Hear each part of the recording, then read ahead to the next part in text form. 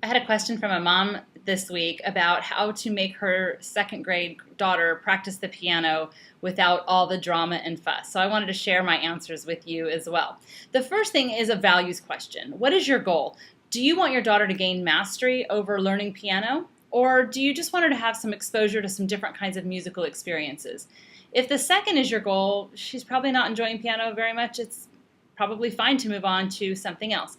But if your goal is for her to have mastery and to have that musical experience kind of more in depth with piano, she is going to have to practice every day. So what I would say to you is to know first that the brain is an association machine.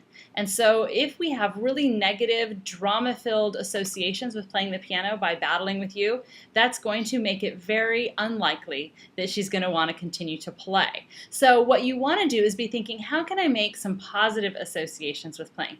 And the first part of that is to just check your expectations. If you're thinking, oh, I want her to love playing and find it to be a magical journey every day, you probably need to rein in your expectations. But you can make it more fun for her to want to play. I remember my first grader not wanting to do his math homework and saying, when you get to the end of this row, I'm going to throw a raisin and see if I can make it in your mouth. And just that one small playful little thing can make a big difference in making it fun. I don't know, if she's playing piano, do a funny interpretive dance or something along those lines. Put a whoopee cushion down before she sits on the bench. Make some fun with it. The second suggestion is empathy. She's going to be much more likely to be willing to work if you are empathic with her. I know I am. So you can say to her, I know you don't feel like practicing. You'd much rather be doing something else, but I love that you're working at it anyway.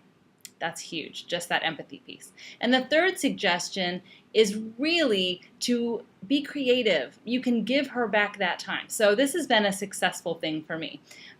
What you can do is say, look, we're going to practice for 10 minutes, and I'll tell you what, I'm going to give you that 10 minutes of your life back.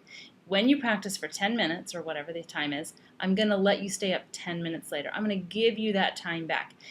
And that's really not costing all that much from your perspective, but it's kind of a win for her, and it'll make her feel like she's not missing out on something else really important. It still may be hard for her to want to practice in that moment, but promising her this little extra bonus of staying up 10 minutes later might be a win that's worth it for you to give her.